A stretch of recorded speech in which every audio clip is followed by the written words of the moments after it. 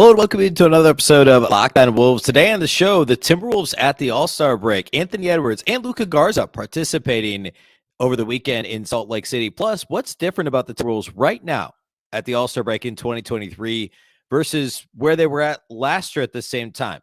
Statistically, record-wise, etc., comparing the 2 years to one another. It's all coming on the show. Welcome in.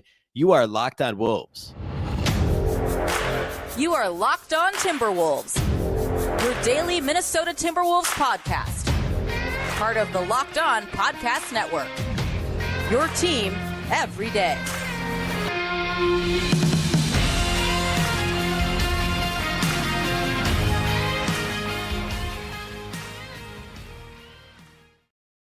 Hello and welcome to the Locked On Wolves podcast, part of the Locked On Podcast Network, your team every day. My name is Ben Beecken. I'm the host of Locked On Wolves. Happy Monday, everybody. Hopefully you had a fantastic weekend and a great All-Star weekend. That's what I want to start the show with here today. First of all, though, a big thank you for making Locked On Wolves your first listen every day. Of course, Locked On Wolves is free and available everywhere. That includes YouTube, as well as all of your favorite audio platforms. You can also watch the show on the Locked On Sports Minnesota app on both Roku and Amazon Fire TV. You can also follow on Twitter at Locked On T-Wolves. That's Locked On T-Wolves. Don't forget the T. And also at Beecken. That's with two B's, two E's, C-K-E-N. All right, so big All-Star weekend here. And, I mean, Timberwolves were represented more so than I thought they'd be. I predicted a couple weeks ago they wouldn't have any representation. Of course, Anthony Edwards was an injury replacement, I think, technically for Zion Williamson in the Western Conference and played in the big game on Sunday. Luka Garza also participated. I mean, lots happened over the weekend. Of course, Fun Rising Stars game on Friday night. Weirdly, the Wolves have not had anybody in that game in the last couple of years. Well, I guess Anthony Edwards the last couple of seasons before this one. But still, weirdly, no Timberwolves participating this year. It feels like going back now 10, 12, 15 years. The Wolves have always had at least one player in that Rising Stars game, the various iterations of it. Of course, Saturday night, a ton of fun. The Skills Challenge, which was weird, I guess, and actually pretty anticlimactic. But T-Jazz won that one. That was not as much fun as back when Cat won, for Team Bigs against the guards a few years ago, and the different versions of that. This was not a very fun version, in my opinion. The Skills Challenge. 3-point contest was fun. My two picks to win. I tweeted out Tyrese Halliburton. I also Buddy Hield was another player that I felt good about both Pacers players in that one. Let's just say that. And they both made the finals, which was great, but then they lost to Dame. Damian Lillard had 26 in the final round. I believe Halliburton had 32 or 31 in the first round. So I was right on that. I just barely missed it. Lillard wins. And then the dunk contest, Mac McClung, of course, the viral sensation, recent two-way signee with the Philadelphia 76ers, has played 4 NBA games in his career. A really impressive showing on Saturday, a pretty easy win for him. I think 3 of his 4 dunks were just incredible. Well, really all 4 of them were, but that was Saturday night. No Timberwolves participants. Then on Sunday, Luka Garza participated in what was the name of it? The G League All-Star game was called like the Next Up game, I think. And he was on Team Luka. Of course, he was one of the team captains with Scoot Henderson being the other team. And Garza actually took home MVP award, the MVP trophy in this game. He had 23 points and 8 rebounds in the G League All-Star game on Sunday afternoon. 9 of 16 shooting, 2 of 5 outside the arc, 8 rebounds, 2 assists in the game as well for Garza. His team was led in scoring by Sharif Cooper, who had 27 and 8 assists, 12 of 17 shooting. Sharif O'Neal had 17 points, 7 rebounds. But Luka Garza brought home the MVP, representing the Timberwolves well, or I should say, representing the Iowa Wolves well in the G League All-Star game. So congrats to Luka Garza on taking home that trophy. And then Anthony Edwards was on Team LeBron. He was the first pick. Remember the way that they did this as to avoid having like a last reserve pick, which is still kind of silly because there was still a last reserve pick and a last starter pick. But the reserves were picked first. Team LeBron, his first pick after Damian Lillard was selected by Team Giannis with the number 1 overall pick. LeBron's first pick is Anthony Edwards. Of course, the logic there is, Ant talked about wanting to win MVP. He's 21. He's the youngest player in the game. He's going to play hard, etc. He's obviously very talented. But he ended up only playing 17 minutes, which was the 4th least on Team LeBron. Jaren Jackson Jr. only played 8 minutes. De'Aaron Fox played 9 minutes. And Halliburton played 14 minutes. Ant played 17 minutes, had 12 points on 8 shots, missed his only 2 3-point attempts. I guess one of his, he had like, I think 4 dunks, 1 layup, and then he had a long 2. I guess he had his foot on the line. I thought it was a 3 at the time, but it was a 2. So 12 points and 8 shots for Ant, 4 rebounds and an assist. And didn't really get an opportunity to do a whole lot. He had 1 alley-oop dunk, had a couple of nice 2-handed dunks where he jumped from about the charge line there, that hash in the middle of the lane. That was kind of it. Relatively quiet. Of course, the game was all about, just insane amounts of 3-point shooting. I mean, 60 of the 132 shot attempts by Team LeBron were threes, so nearly half. Team Giannis, 66 of 123, so more than half of their shot attempts were 3-pointers for Team Giannis. And, of course, Jason Tatum winning the MVP with the record 55 points, also 10 rebounds, 6 assists. Donovan Mitchell had 40 and 10. But Anthony Edwards, like, this is the sort of game where you could tell, like, he understood he was deferring, right? The guys who've been in the game a couple of times were the ones dominating the ball, whether that was Kyrie when he was in the game. Jaylen Brown, for the most part, actually was the one that had the ball in his hands the most on the team. Joel Embiid got involved, had 32 points on 19 shots. So Ant will get his opportunity in the future. Like, that's just kind of how these things go, right? Those guys in the sweet spot where they've been in the game a couple of times, but they haven't been in the game, a dozen times, like Paul George, right? Quieter game from him. LeBron played in the first half, didn't play at all in the second half. Guys like that are kind of, have been there, done that. But the guys who have been there a couple times are trying to win that MVP, have the experience, so people are going to defer to them, like a Jaylen Brown, like a Jason Tatum, like a Dame, I guess, would probably fall more in that first category. You'd think he shot 23s in this game. Lillard, by the way, shot the ball 21 times. 20 of them were 3-point attempts. Donovan Mitchell would also be in that kind of middle category, 3, 4, what is he, a 4 or 5-time All-Star, I think 5-time. So it makes sense. He got a few shots up in this game, was back in Salt Lake City, and got his 40 and 10 in this one. So, Ant wanted to win the MVP. It was never likely to happen, just given the limited amount of opportunities he was going to have. But a fun performance from him still. 12 points again on 8 shots. So fun to see Ant participate. And obviously, this is the first of what should be many All-Star appearances. And, if healthy next year, really, Ant and Cat should both make the All-Star game together, which would be a ton of fun. The Wolves haven't had 2 All-Stars since, well, I guess Jimmy Butler and Karl-Anthony Towns, but Butler didn't play the entire game. What was that, 4 years ago, 2018 or 19? 18 probably, where Butler didn't play at all, but was an All-Star. Towns did play. Besides that, the Wolves haven't had 2 All-Stars since Sam Cassell and Kevin Garnett, which would have been 2004. So, be a ton of fun to see 2 Wolves participate in the game. And who knows? I mean, Ant said in the in-game interview with Dennis Scott on TNT that he was not ever going to be in the dunk contest because he prefers to dunk over people. John Morant has said he's not going to be in the dunk contest. Seems pretty unlikely, but Cat said something on Twitter about how he'd love to basically saying, I'm inferring this, but that he'd love to defend his 3-point title again. So I wouldn't be surprised to see Towns participating in the future on All-Star Saturday night in the 3-point competition. But all that to say, nice to see a little bit of Wolves representation on Sunday, even if they didn't have any on Friday and Saturday. And overall, a fun weekend. All-Star Saturday night, 3-point contest was fun. The dunk contest was fun. So I think the NBA did a good job with this one. All right, shifting gears back to the Timberwolves season, I do want to talk about what's different about the Timberwolves now in February, mid-February, late February 2023 versus last year in 2022, statistically, mostly as a team. Like, what's changed the most at this stage in the schedule, at this stage in the regular season? So I want to do that. That'll pretty much be the rest of the show. I mean, I think that there's a lot to get to when it comes to that. So we're going to do that here next. Today's episode of Locked On Wolves is brought to us by our friends over at Nissan. Nissan's Most Electric Play of the Week is brought to you by the all-new, all-electric 2023 Nissan Ariya. My play of the week has to be Anthony Edwards. Anthony Edwards' characteristics on the court align perfectly with the core characteristics of the Ariya. I mean, there's no question about it. Anthony Edwards had a great week, actually. The Wolves obviously kicked away that game against the Wizards. But Ant is the player over the past 6 weeks, really 2 months, that has been absolutely electric. He has been there are actually plenty of adjectives that describe both Ant and the Nissan Ariya, and it's crazy. Stunningly powerful, Right? That would be one adjective. Elegantly powerful. That's another way to say it. Fiercely elegant, brilliantly fierce. No matter what adjective you want to use, it applies to both Ant and the Nissan Ariya. Delivering on duality, the combination of fierceness and elegance, beautiful but strong, is the perfect way to describe Anthony Edwards.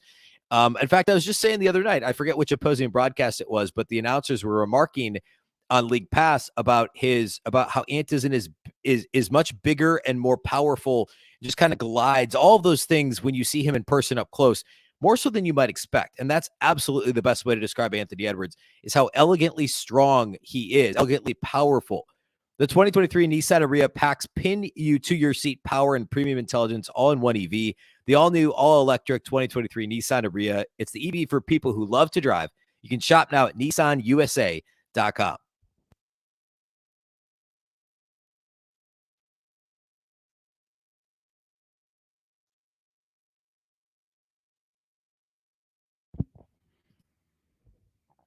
All right, so last year at this time, the Timberwolves had played, I think they played 59 games at the All-Star break. This year they played 61, which if you're scoring at home, this is not the midway point of the season. We're actually 74% of the way through the Timberwolves schedule. So call it 3/4 of the way through the season.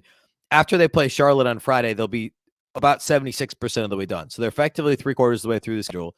So, midseason is very much a misnomer. Last year, and we'll do this through 61 games instead of the All-Star break, because again, they played a couple more this season. Last year through 61 games, the Timberwolves were 32-29. This year they're 31-30. So they're only one game worse than they were last year through the break. The feeling, of course, is much different. The expectations this season were much different. Last year, everyone thought the Wolves would be good. They thought they might be a play-in team. I was a bit higher on them than most because I thought Patrick Beverley would make a big difference. And I was right. I mean, I even undershot how many games. I think I thought they'd win 44-ish games last year. They won 46. Now this year, it's going to be a struggle to get to that mark, right? There's 21 games remaining. The Timberwolves have 31 wins. They're 31-30. So over those 21, if they're going to match last year's mark, they'd have to go 15-6 the rest of the way to match last year's win total. It's possible, but the schedule's really difficult. I don't want to get too deep into the schedule yet. I want to touch on it a little bit later, and we'll actually analyze it in much more depth later this week, right? We got a whole week. There's no games till Friday night. No Timberwolves games till Friday night. So plenty to talk about later this week. But through 61 games, they're only a game worse than they were at this stage last year. Looking at the team's profile overall, what is most different? Well, they're actually much worse in a lot of categories than where they finished last season. Now, to be clear, I'm comparing their record year over year. They're one game worse. I'm going to compare their season end numbers last year with where they are now in terms of the team profile, like matching this up against where the Wolves finished last year, where are they offensive rating, defensive rating, pace, 3-point rate, free throw rate, some of those different metrics that kind of those underlying metrics that show the overall offensive and defensive performance for the team. So last season, when it was all said and done, the Timberwolves were 8th in offensive rating league-wide. 8th. They finished as a top 10 offense last year. This season, they're 21st through 61 games in offensive rating, which is a shocking fall. Considering, and like obviously now D'Angelo Russell is not on the roster, but the only major difference that should have made the offense any worse, potentially, it shouldn't have, but it has. But like the only obvious difference, right, is adding Rudy Gobert.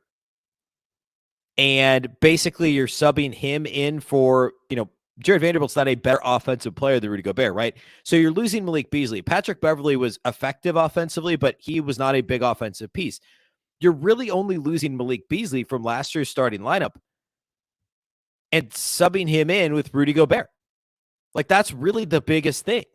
You go through last year's roster. I mean, like, there's obviously a couple differences, but like Josh Okogie wasn't giving you offense, right? That's pretty much it. Like, you're basically subbing out Malik Beasley and subbing in Rudy Gobert. Now, it also makes sense that the pace is much slower. We'll get into that. The 3-point rate is lower. The 3-point success, the 3-point percentage is lower. Actually, let's get to that now. So again, last year's offensive rating was 8th. This year it's 21st. Last year, the Wolves finished the season number 1 in pace in the entire league. Number 1 in pace, number 3 in 3-point attempt rate. They were also number 1 in 3-point attempts per game. Of course, rate accounts for it's basically you're accounting for pace, right? Because the Wolves played so fast, their rate was a little lower, but because they played fast, they got a ton of attempts up. So they're number 1 in 3-point attempts per game. This season, thus far, the Timberwolves are number 4 in pace, which had sped up a little bit of late. They were down to like 6, 7, 8 for a little while there. And they're number 13 in 3-point attempt rate. They're number 12 in 3-point attempts per game. So they're playing slower. They're shooting less threes. Their offense is less effective. Free throw rate is also down, not as drastically. They were 10th last season when it was all said and done, free throw rate. This year, they're 15th in free throw rate. Turnovers have been probably, I would argue, the biggest issue.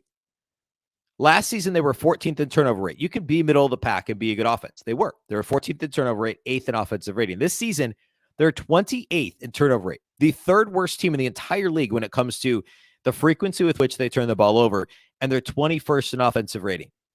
It's crazy. They're actually playing, and they're still playing fast, but they're playing at a slower pace, but they're turning it over way more. D'Angelo Russell was a major culprit when it comes to that. This was as sloppy as he's played almost really in his career, turnover rate wise. But like across the board, they're struggling with it. They're struggling with turnover rate. I mean, D'Angelo Russell had a turnover rate of 15.5%. Anthony Edwards is 13.4%, which, I mean, hey, like it really feels like that number would be higher. But remember, he's got the ball in his hand so often. It's still up. It's up a point, 1.2% from last year. Jordan McLaughlin, who has only played in 24 games, which is obviously notable. It's a relatively small sample. But remember, his whole MO last year was like a mini Tyus Jones, right? Where he never turned the ball over. This year, his turnover rate is up over 18%. It's actually highest on the team throwing out Nickeil Alexander-Walker because he's played in 2 games. So Jordan McLaughlin actually is the highest turnover rate on the team right now, which is uncharacteristic. Lots of reasons we could explain that one away. Small sample, been injured, etc., no consistency, whatever. But it's uncharacteristic of McLaughlin. Edwards has the highest turnover rate of his career. D'Angelo Russell struggled with it in stretches, and yet the Wolves are playing at a slower pace. So offensively, let me kind of rehash this. They're playing slower. They're shooting less threes. They're getting to the line less often. They're turning it over more. That's going to add up to a pretty big drop. And again, 8th in offensive rating last year, 21st so far this year in offensive rating. What's gone into that, right? What are the biggest reasons? Well, I already said, like Rudy, obviously integrating Rudy. That's a huge thing. Losing Malik Beasley is really big. I know Beasley struggled at times last year. But remember, just 2 years ago, he scored 19.9 points per game for this team.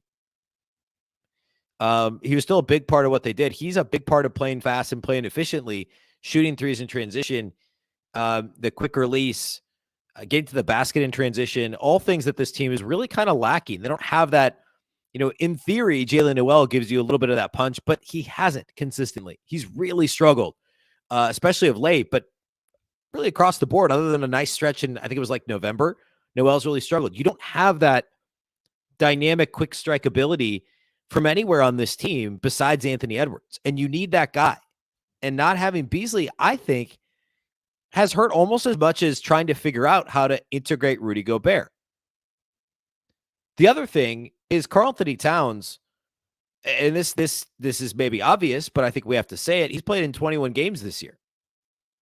I mean, he's missed 40 games overall this season. The Wolves have played 61 games. Karl-Anthony Towns has missed 40 of them with the calf strain. And not only that, in the 21 games in which Towns played, he wasn't his typical self. He wasn't the Karl-Anthony Towns that we've all grown accustomed to watching. And he played fine, right? But everything was down, except for the assists, right? He was passing the ball much better, making better decisions. The turnovers were pretty consistent with where he'd been in the past, but the assists were going up. So the shot attempts were down, the scoring was down, the rebounding was down, the three-point shooting was way down. He's shooting 32.5% from 3 this year. If you throw out his rookie year when he didn't shoot that many threes, his previous worst was his second year in the league, which was just a hair under 37%. This is 5 points lower than that, or really 4.2 points lower than that. Now, Towns is going to finish the year shooting the ball much better, but he may only play another 10 to 15 games, right? That's the goal. The stated goal by the team is that he'll come back in the last 10 to 15 games of the season. So he's going to buoy that number a little bit, but Towns didn't play all that well compared to his standards when he was healthy, and now he's missed 40 games. So the most obvious answer here despite the fact that there's other things that go into it, the Rudy thing, the Beasley thing, is that Karl-Anthony Towns hasn't been Karl-Anthony Towns, and that he hasn't been on the floor, and when he wasn't himself. And I know that that's obvious, and it sounds kind of like excusey, right? Like I'm just making an excuse, but I don't know. I mean, like, we can't ignore that that's a pretty big piece of what's happened here so far. All right, I want to talk about the defense. A couple more quick things offensively here to kind of put a bow on that. We'll do that here next. Today's episode of Locked On Wolves is brought to us by our friends at Built Bar. Looking for a delicious treat, but you don't want all the fat and calories? Then you have to try a Built Bar. We just got through the holidays and also Valentine's Day, which is kind of the cap of holiday season in my mind. Like, there's candy there too, right? There's still kids have plenty of candy in the house. And frankly, still left over from the holidays. My goal has still been to eat a little healthier this year. If you're like me and you want to eat healthier, but you don't want to compromise taste, then I have just the thing for you. You have to try Built. With Built, healthy is actually tasty. Seriously, Built Bars are so delicious that you won't even think that they're good for you. They're absolutely perfect for the New Year's resolution that hopefully you still have 6-7 weeks into the year. What makes Built Bars so good? Well, for starters, they're covered in 100% real chocolate, and they come in unbelievable flavors like churro, peanut butter brownie, and coconut almond. I don't know how Built does it, but these bars taste like a candy bar while maintaining amazing macros. And what's even better is that they're actually healthy. Only 130 calories and 4 grams of sugar with a whopping 17 grams of protein. And now you don't need to wait around to get a box. For years, we've been talking on this podcast on Locked On Wolves about ordering your Built Bars at Built.com, but now you can get them at your local Walmart or Sam's Club. That's right. Head to your nearest Walmart today, walk to the pharmacy section, and grab yourself a box of Built Bars. You can pick up a 4-bar box of cookies and cream, double chocolate, or coconut puffs. Again, that's at Walmart. If you're close to a Sam's Club, run in and grab a 13-bar box with their hit flavors, brownie batter and churro. That's at Sam's Club. 13-bar box, brownie batter and churro. Just make sure that you thank me later.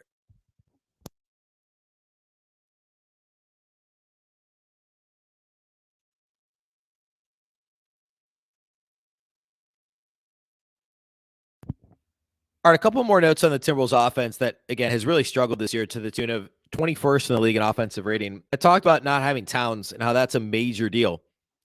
But what is this team moving forward? What's the identity offensively?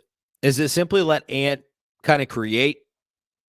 You know, I talked about this a couple weeks ago on the heels of the Mike Conley acquisition. A couple weeks ago, I don't know, a week and a half ago. Feels like forever ago. Are the Wolves just going to run a ton of horn sets? Are they basically going to do the Quinn Snyder Utah Jazz thing with Donovan Mitchell, you know, with Ant in the Mitchell role, where, you know, they run horn sets, they put Conley in the corner, they run some, you know, he's just kind of active and your secondary ball handler.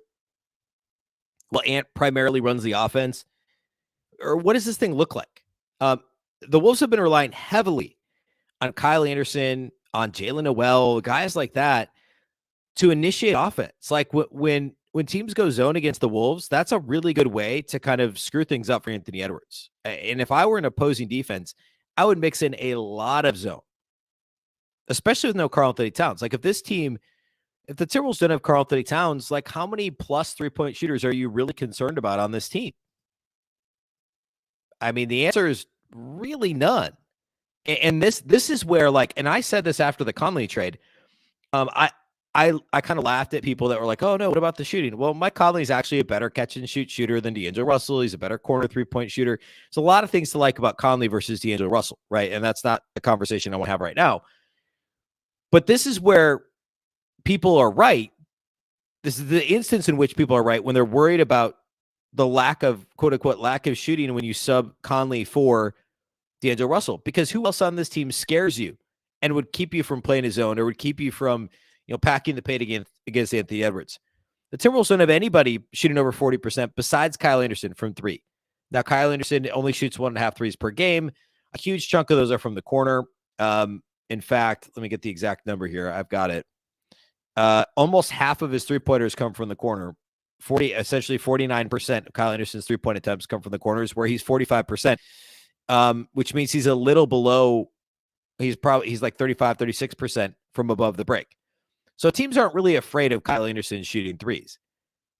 So take him out, and Taurean Prince is the only one that you're really scared of. D'Lo's not on the team anymore. Jaden McDaniel's 38%. But again, he's better from the corners. Teams are happy to let him shoot lightly contested above the break threes. because he's not exactly a dead-eye shooter. Ant is 36%. Nobody else is above 36 besides Matt Ryan, who hasn't played rotation minutes, is averaging less than 9 minutes a game in 20 contests for the Wolves. But that's also exactly why Chris Finch has given Matt Ryan a few spot minutes here and there, because if he could show the ability to consistently make threes at the NBA level, he's the type of guy that teams would have to account for.